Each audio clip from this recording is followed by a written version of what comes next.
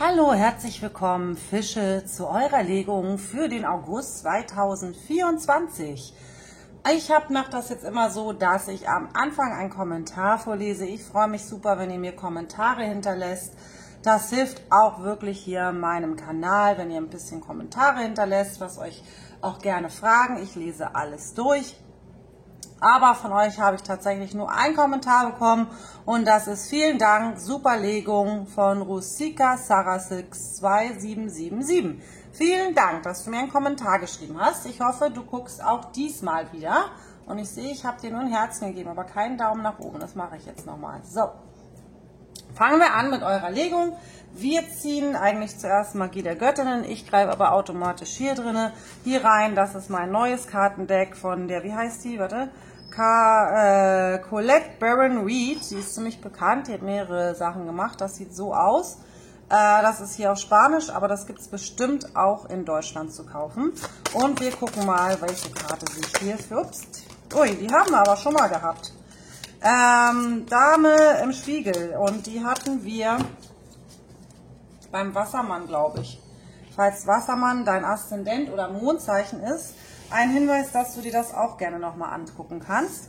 Und die Dame im Spiegel ist auch so eine Fee hier, die an der, am Ufer sitzt sozusagen, am Flussufer und ihre eigene Spiegelung anguckt. Und dazu haben wir noch eine Dame, und zwar vom Rayo, das ist vom Blitzen, die Blitze. Das ist interessant, die sieht so ein bisschen hier aus wie Lucy Lou von den, die doch gemacht hier drei Engel für Charlie. Hier sich zur Wehr setzen können, würde ich auch sagen. Das kann auch dazu hinweisen, dass es hier plötzlich zu plötzlichen Veränderungen kommt, also ähnlich wie der Turmmoment, würde ich sagen, im Tarot. Und Überraschungen. Und ja, Reflexion. Also meistens, wenn wir was in unser Leben ziehen, ob es jetzt gut oder schlecht ist, ne, auch die Sachen, die wir nicht so gerne mögen, ist immer gut zu gucken, was habe ich sozusagen, was ist mein eigener Anteil dabei, ne, bei Reflexion. Und Reflexion geht es hier immer darum, sozusagen das eigene Spiegelbild sich anzugucken und zu erkennen, wer man ist, warum man hier ist und so weiter und so fort. 444 und 35 sind die beiden Zahlen, 35, 34, falls das für dich eine besondere Bedeutung hat. Ich möchte trotzdem noch eine Magie der Göttinnen-Karte dazu haben. Hier haben wir die Bellissima, noch eine 40er-Karte, 41. Und die steht aber auch für Strahlen und Feuer, ne? Blitze, Feuer, Gewitter, das sind plötzliche Veränderungen, aber halt auch Sachen, die aufgelöst werden müssen. Dafür steht das Feuer auf, um sozusagen zu bereinigen, ne? Räuchern kann man zum Beispiel auch sehr gut machen, um selbst zu reinigen. Oder auch ein kleines Feuerritual, immer so natürlich im sicheren Rahmen, wo du auch deine Wünsche ins Universum gibst oder auch das, was du nicht mehr in deinem Leben haben möchtest. Ja, ich will noch ein bisschen nach hier rücken. Also, wir haben sowohl die Tatsache, dass es sehr wichtig ist, dass du hier in die Spiegelung gehst, dass du in die Reflexion gehst, also dass du auch in die Einkehr und Einsicht gehst, was man selbst in die Welt reingibt und was auch wieder zurückkommt, sowohl im Positiven als auch im Negativen. Dann haben wir hier tatsächlich, wie gesagt, schon mal drinnen liegen, dass hier, ja, dass du dich vielleicht aber auch, ich krieg ein bisschen rein, auch mal hier zur Wehr setzen darfst. Jetzt. Aber dass du hier deine Leidenschaft und dein Feuer nicht verlieren darfst. Also dass du wahrscheinlich auch ein sehr feuriger Mensch bist, der sehr viel auch mal nach außen gehen kann und auch mal sagen kann, was ihm nicht passt.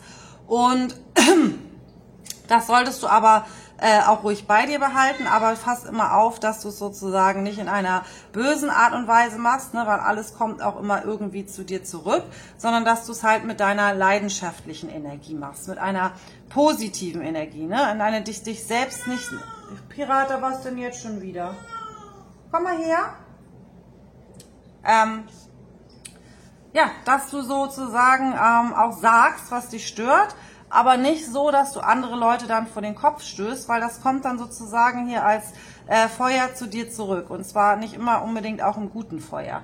Ich lasse uns aber in die Tarotkarten dazu gehen, damit wir dazu mehrere Informationen bekommen, was diese Karten bedeuten.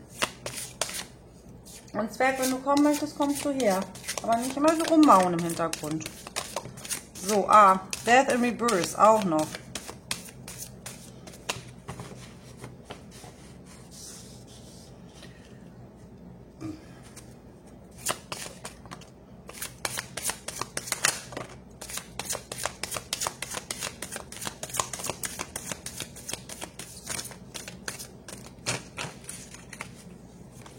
Hab keine Angst, wir gucken gleich, was das bedeutet.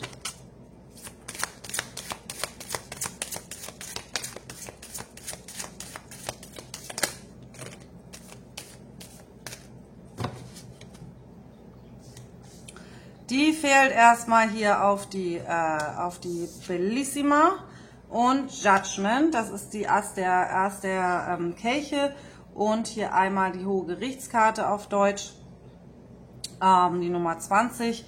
Die ist auch ein bisschen die über sich hinauswachsen Karte. Dann habe ich hier die Nachrichtenkarte, die Königin der Stäbe, das bist natürlich du, die 9 der Stäbe, die 3 der Kelche, einmal die 6 der Schwerter und die 8 der Pentacles umgedreht gesehen und lass mich die noch dazu holen gleich.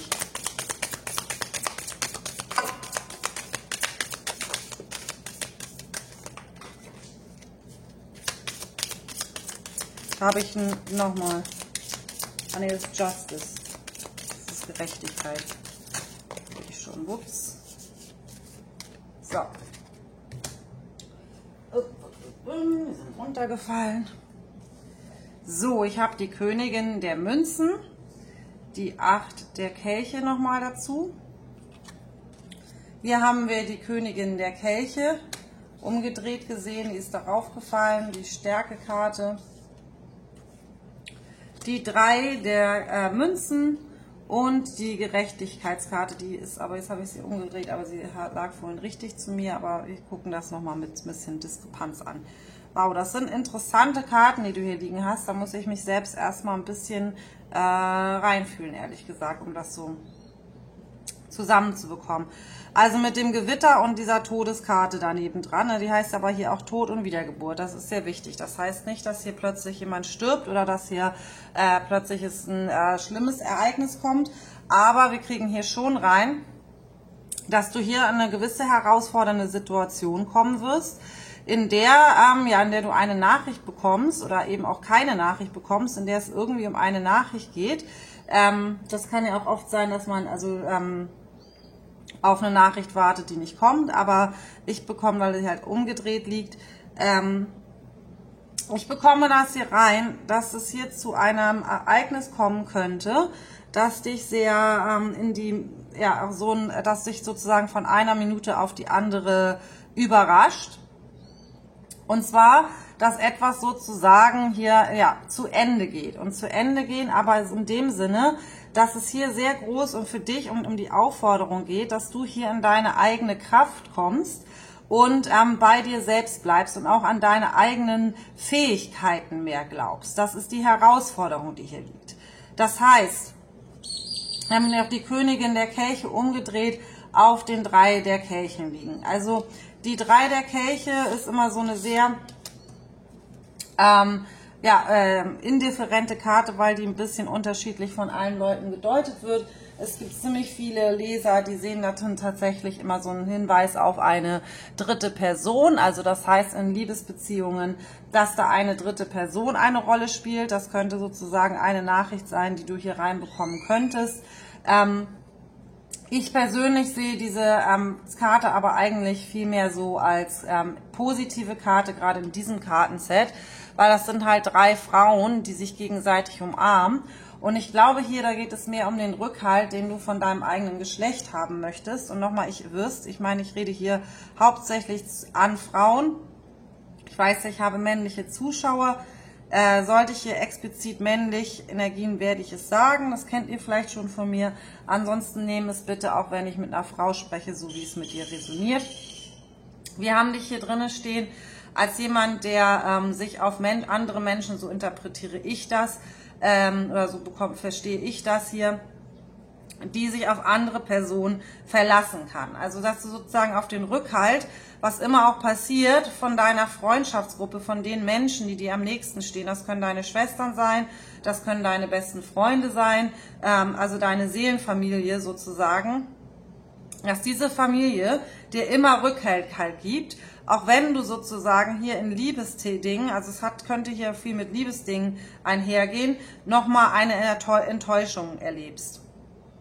Aber hier haben wir drinne, dass du sozusagen hier als Königin der Kelche umgedreht gesehen, dass du dich auch einfach als Königin der Kelche selbst erheben darfst, ne? Und auch selbst sagen darfst, dass du Liebe verdient hast und dass du ein Mensch bist, der vom Herzen kommt, weil hier ist ein bisschen so drin, lass dich sozusagen nicht davon beeindrucken, was andere Menschen tun oder sagen über dich oder wenn dich hier jemand akut verletzt oder hier irgendwas zu Ende geht, für dich aus heiterem Himmel, ob das jetzt eine Liebesbeziehung ist oder ob sich da tatsächlich einfach was komplett ändert in deinem beruflichen Werdegang. Hier ist sozusagen drinne, dass das wichtig ist, dass du dich selbst wieder als Königin wahrnimmst, nämlich sowohl als die Königin der Stäbe als auch die Königin der Kelche. Nämlich die Königin der Stäbe ist jemand, der ist eine Macherin, das ist eine, die sich durchsetzen kann, das ist aber auch eine, die wirklich Freude am Leben hat und weiß, dass sie Dinge erreichen kann, wenn sie ihr Augenmerk darauf setzt, ne? So wie hier sie auf auch das Feuer, also die benutzt sozusagen das Feuer, genau wie die Bellissima, die wir hier am Anfang für dich hatten. Da hast du hier die Bellissima ebenfalls mit dem Feuer. Also du kannst auch das Feuer sein, ne? Und du kannst das Feuer nutzen. Du bist sozusagen in der Lage, wenn hier alles sozusagen hier diese Blitze fallen, die Blitze abzufangen und zu deiner eigenen Kraft zu machen. Und das ist hier die Aufforderung, dass du dich nicht unterkriegen lässt von Dingen von außen, sondern dass du in deiner Kraft bleibst, weil du bist hier mit diesem 9 der Stäben kurz davor, dein Ziel zu erreichen. Du denkst nur, das ist noch ein Hindernis vor dir, aber dieses Hindernis ist auch wirklich teilweise, dass man Sachen abschließen muss. Ach, hier liegen ja auch noch 2 Karten. Habe ich nochmal 2 der Kelche und nochmal 3 der Kelche umgedreht gesehen. Die Karten sind doppelt. Für die es hier um eine Liebesbeziehung geht, und hier könnte es passieren, dass hier eine dritte Person plötzlich eine Rolle spielt. Und hier haben wir auch drinnen liegen mit diesen 2 der Kelchen, es geht immer um eine Liebesbeziehung, ne, zwischen dir und jemand anderem. Um eine gleichwertige Liebe. Und hier ist es wirklich wichtig, weil wir auch die Dame des Spiegels haben, also diese Selbstreflexionskarte, dass wir hier nochmal aufgefordert sind, auch mit dieser Judgment-Karte, über uns herauszuwachsen, uns mit unserem höheren Selbst zu verbinden und uns nicht klein zu machen und zu denken, ja, ich verdiene keine Liebe oder die Liebe kommt niemals zu mir, sondern dass wir verstehen, dass manche Dinge in unserem Leben auch passieren, damit wir sozusagen daran wachsen und dass wir sozusagen zu unserer besten Version unserer selbst werden. Und das heißt natürlich auch, du sollst dein Feuer nicht verlieren, aber du darfst auch immer gerne angucken, was dein Anteil darin ist, warum Dinge nicht so funktionieren in deinem Leben, wie du sie gerne hättest. Und warum sozusagen Dinge nicht funktionieren mit diesem anderen Menschen, um den es hier im Zweifelsfall geht, der vielleicht jetzt irgendwie kann natürlich auch ein Ex-Freund sein, dass du erfährst, dass dein Ex-Freund jetzt jemand anderen hat und das nimmt dich nochmal irgendwie total mit, weil du irgendwie gedacht hast, du hast vorher jemand anderen oder ihr kommt nochmal zusammen oder was auch immer. Aber hier ist wirklich die Aufgabe, dass du das jetzt ein für alle Mal jetzt will ich mal sagen, hinter dir lässt, weil das hat hier nicht unbedingt dieses lass es hinter dir Thema, außer mit den 8 der Kelchen, die hier nochmal auftauchen, na gut, und die 6 der Schwerter.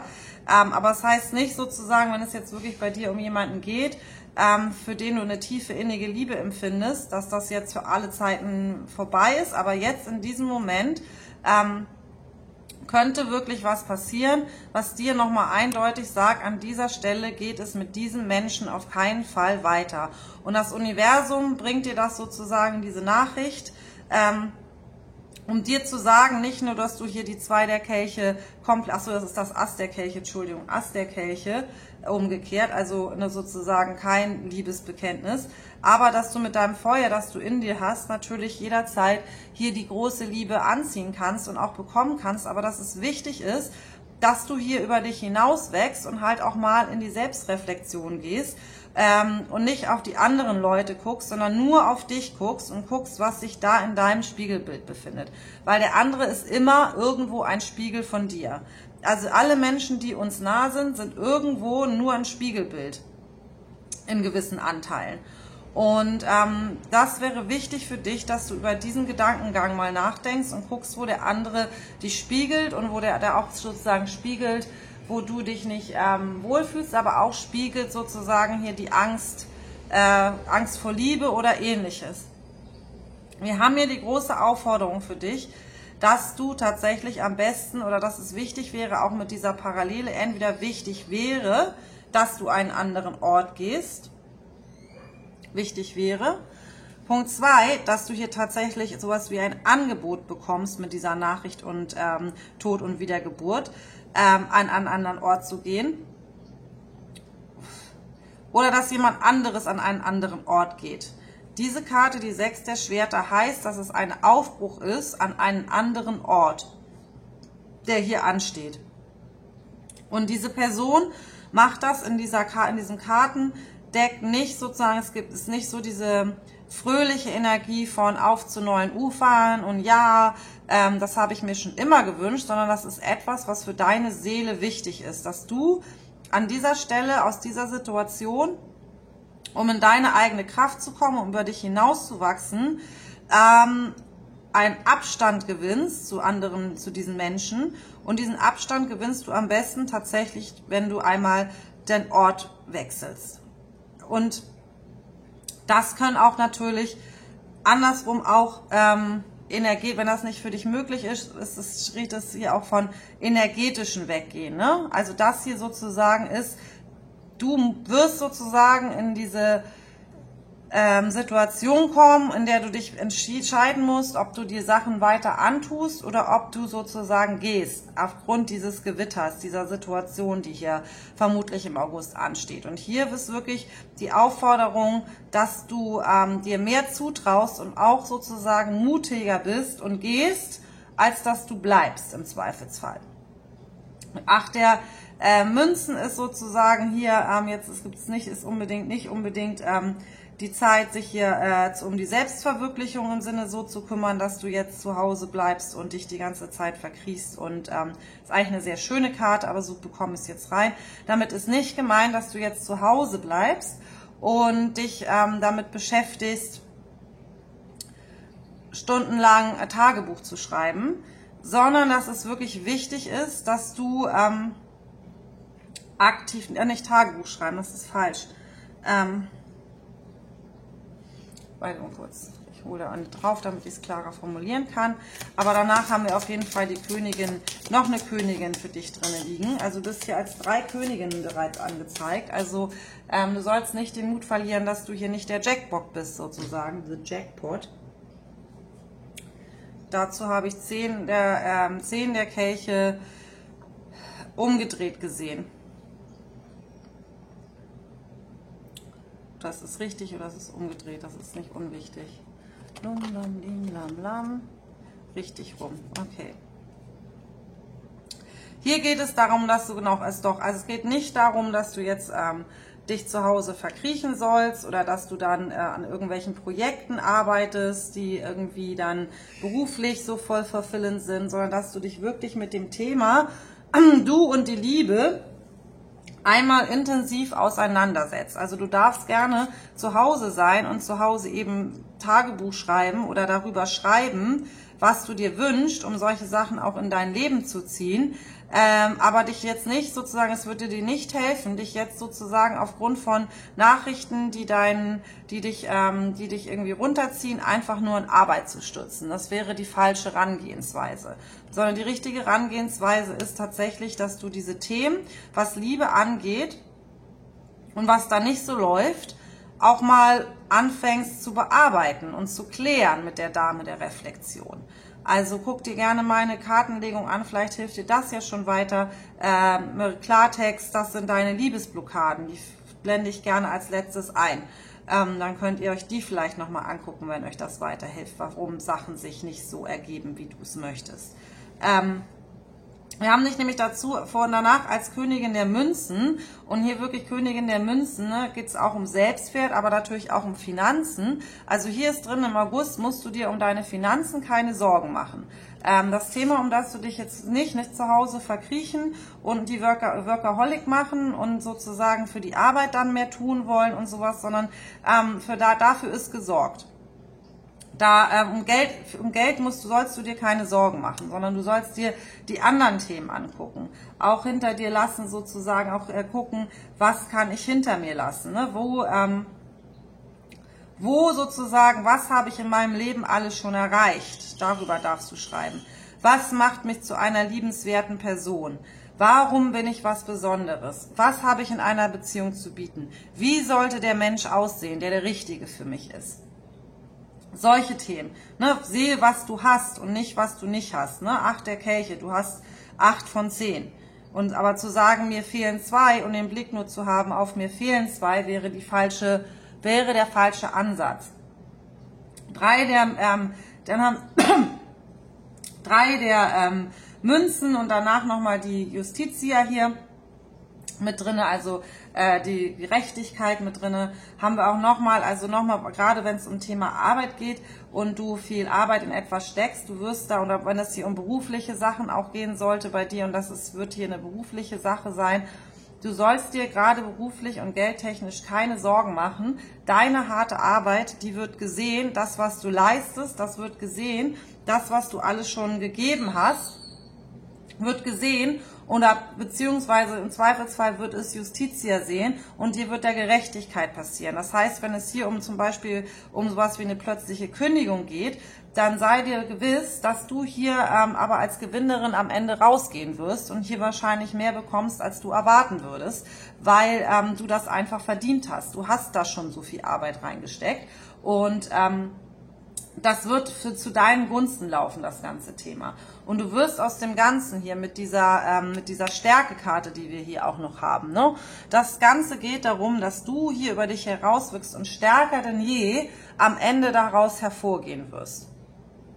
Welche Karten wollen wir jetzt noch ziehen? Ich soll noch mal eine von denen holen, okay.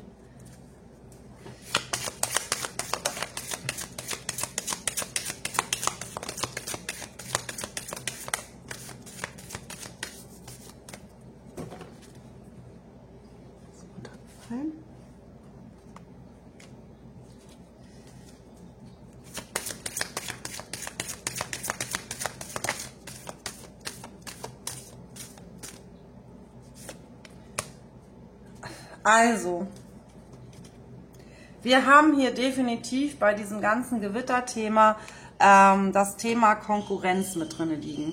Also andere Menschen, die dich sozusagen als Konkurrenz sehen, das kann sehr wohl halt, wie gesagt, in Sachen Liebe auch eine andere Person sein, die da ihr Unwesen treibt oder über die du erst erfährst. Aber bei vielen Leuten von euch könnte das durchaus auch als beruflich interpretiert werden. Also hier kommt es sozusagen zu Überraschungen im nicht unbedingt positiven Sinn, weil hier wahrscheinlich Leute sozusagen im wahrsten Sinne des Wortes an deinem Stuhl versuchen zu sägen oder sägen.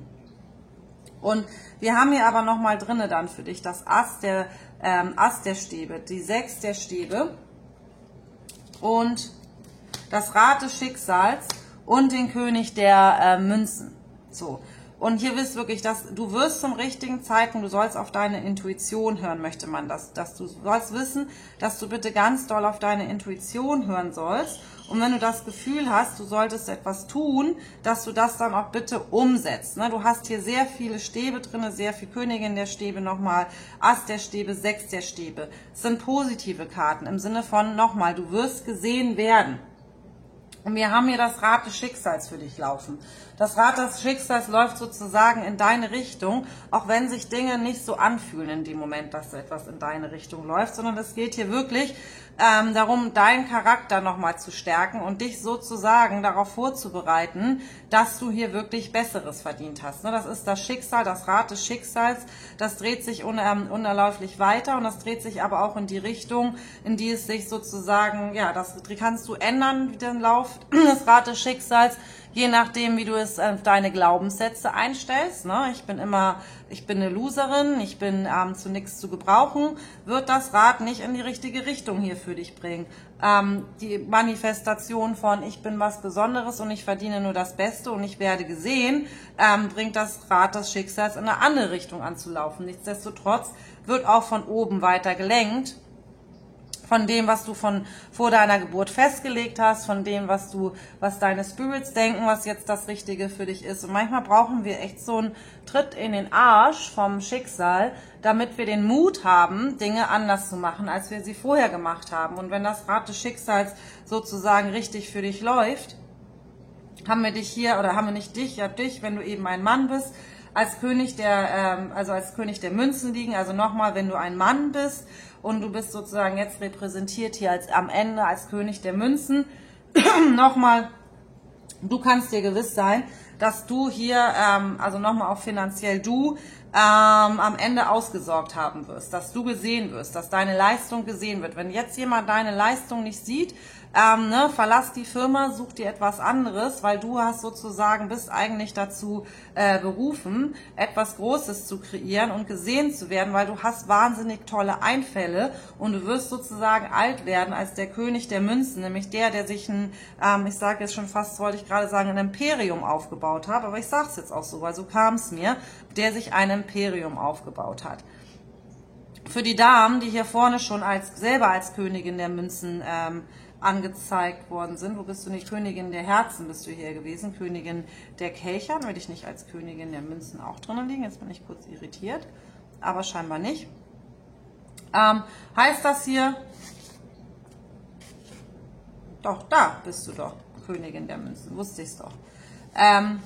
Heißt das natürlich hier, dass wir hier einen Mann für dich reinkommen haben, wenn du sozusagen diese Herausforderung gemeistert hast und daran gewachsen bist und deinen Einfällen gefolgt bist und zur richtigen Zeit am richtigen Ort bist, dank des Rades des Schicksals, dass hier am Ende ein toller Mann auf dich warten wird. Also eben einer, der auch schon durchaus was erlebt hat in seinem Leben, der wahrscheinlich auch nicht mehr der Allerjüngste ist. Das ist auch kein Player, das ist kein Spieler. Das ist jemand, der gut ist mit sich selbst, der auch gelernt hat, sich selbst zu reflektieren, sehr wichtig. Jemand, der sozusagen das auch aushält, wenn du hier mal in komplettes Feuer gehst. Das findet der dann wahrscheinlich eher toll, ne? Also du hast das hier verdient, oder das ist auch hier mit drinne bei dir, mal zweimal mit den 10 der Kelchen, mit den 2 der Kelchen. Hier um Liebesthemen hast du verdient, dass du auf Händen getragen wirst von deinem Traummann, oder dass du als Mann eine Frau findest, die deinen Wert erkennt. Unabhängig natürlich auch von deinem Geldbeutel, aber um deinen Geldbeutel sollst du dir auch keine Sorgen machen. Und hier ist es Zeit, wenn du mitbekommst, dass jemand das nicht tut, diesen Menschen tatsächlich, so hart es ist, jetzt gehen zu lassen, weil auf der anderen Seite, auch nach diesem Werdegang, wartet jemand anderes. Diese Karten sehe ich mehr so ein bisschen so, das ist nicht alles August. Ich glaube, das ist dein August-Thema hier. Das ist das Thema, was du daraus lernen sollst. Und das bewegt sich sozusagen in der näheren Zukunft dann. Ich lasse mich jetzt noch für dich ein Symbole ziehen. Das wir da noch reinbekommen. Ja, nochmal Geld. Also keine Sorgen machen ums Geld. Dann habe ich einmal eine Rose, die steht natürlich auch immer für Liebe. Eine Rose, das kriege ich gerade irgendwie ein Stechen auf meiner linken Seite am Ohr, was das auch immer bedeuten mag. Vielleicht ist das auch jemand von euch. Hast du dir irgendwie wehgetan oder so? Dann habe ich einen Anker. Und ich habe den Buchstaben X. Das heißt hier, das ist Mr. X sozusagen. Soll, glaube ich, heißen, oder mit Madame X für die Männer. Hier, also sie angezeigt, jetzt kurz, du bist Mann, du suchst Frau. Das ist sozusagen die Frau, die du suchst, kriege ich so rein. Madame X, jemand, der, der ziemlich lebensfroh ist, ziemlich starke Persönlichkeit auch hat als Frau und die sich sozusagen auch sehr gut alleine weiterhelfen kann und die vielleicht auch sowas wie ein Auto reparieren könnte im Zweifelsfall, so sage ich es jetzt, so kriege ich es jetzt rein für dich als Mann, und die einfach weiß, was sie will. Aber jemand mit sehr, sehr, sehr viel Lebensfreude auf jeden Fall. Und Katze, mit Katze. Und hier Madame X halt, ne? Wir haben hier keine Namen drauf. Ich glaube, es soll für euch alle heißen, dass ihr diesen Menschen vermutlich eher noch nicht kennt. Und hier für dich als Mann, ne? Mr. X vielleicht oder dann halt dasselbe, was ich gerade schon gesagt habe. Ne? Über den Mann haben wir ja bereits schon geredet. Ich kriege da noch was anderes. Ja, ich kriege auf jeden Fall den Ring für euch. Einen Ring nochmal mit Rose. Für irgendjemand von euch ist Rose vielleicht eine besondere Bedeutung, weil wir haben jetzt doppelte Rose. Den Ring mit der Rose, was ja für Liebe steht für mich jetzt. Und nochmal Rose. Rose könnte natürlich auch ein Name sein, er ist aber natürlich nicht sehr häufig bei uns in Deutschland. Die Schneeflocke, also hier, das ist eine Bewegung, die sich bis zum Winter hinziehen könnte. Ne? Hier, dass das hier in dein Leben kommt. Dann habe ich hier noch einen kleinen Seestern. Das heißt, er könnte für Meer, Wasser sprechen. Auch nee, hier habe ich, wo soll der hin? Hier so dazwischen, also Einfälle weiterkommen, was das mit dem Seestern zu tun hat. Das ist auch ein besonderes Zeichen vielleicht für dich. Seestern, an die See fahren, Ostsee, Nordsee. Das sieht auch ein bisschen aus für mich wie ein Deich, worauf sie hier steht. Und dann habe ich hier noch den Buchstaben D. Also sowohl für den Mann oder für die Frau oder für dich selbst. Den Buchstaben D, ich lege es auf sie herauf. Also du selber hast den Buchstaben D vielleicht. Dann schreib mir einmal deinen Namen rein. Oder der Mann könnte mit D anfangen. Aber ich habe das Gefühl, der Name bleibt uns noch ein bisschen eher so im Verborgenen. So. Ich hoffe, das hat mit dir aber eingestimmt, was ich gesagt habe. Bitte sei wie immer so lieb und hinterlasse dann auch einen Daumen nach oben. Wenn es nicht mit dir übereingestimmt hat, dann sei so fair und mach einfach gar nichts. Oder sag mir doch einfach mal in den Kommentaren, was du jetzt nicht so gut fandest. Daumen nach unten machen, finde ich extrem unfair, ehrlich gesagt. Alle YouTuber oder alle Kartenleger, die ich auf YouTube kenne, geben sich wirklich viel Mühe damit. Und ich investiere auch sehr viel Zeit. Und ich hoffe, dass ihr mir auch vielleicht, wenn es euch gefallen hat, einen Daumen nach oben nicht nur gebt, sondern auch noch ein Abo. Wenn ich noch das schaffe, das würde mich sehr freuen, in den nächsten 2 Wochen zu 1000 Followern zu kommen. Da bin ich ja schon super nah dran. Dann habe ich natürlich auch die Möglichkeit, hiermit ein bisschen Geld zumindest zu verdienen. Im Moment ist das alles kostenfrei für euch. Und für euch bleibt es auch weiterhin kostenfrei. Vergiss das nicht. Seid so lieb und abonniert. Und ich ziehe noch eine Affirmation, kriege ich so rein. Innere Stärke. Inner strength. Nothing moves me from my powers in the light because I have complete confidence in myself. I realize my innate qualities and abilities and I know that with God I do anything. All the power I need is within me. Jetzt habe ich wieder dieses Pieken hier an der Seite. Interessant. Also wenn du das bist, das ist nochmal sehr wichtig für dich. Nichts bringt mich von meinem Weg ab Richtung Licht, Richtung Erleuchtung auch, ne? Oder Richtung inneres Licht. Weil ich glaube einfach an mich selbst. Ich realisiere, dass ich großartige Qualitäten habe und Möglichkeiten habe. Und ich weiß, dass mit Gott kann ich alles erreichen, kann ich auch alles machen. Alles, was ich an Kraft brauche, habe ich in mir drinne. Und das ist hier nochmal orangenes Licht. Eine Orange ist auch immer Sakralchakra-Heilung, falls sowas für dich nochmal eine Rolle spielt. Sakralchakra, ne? Energie. Das kann man auch immer gut Meditation zu machen, das empfehle ich sehr. Ich hoffe jetzt wirklich, es hat dir gefallen und bis zum nächsten Mal. Alles Liebe.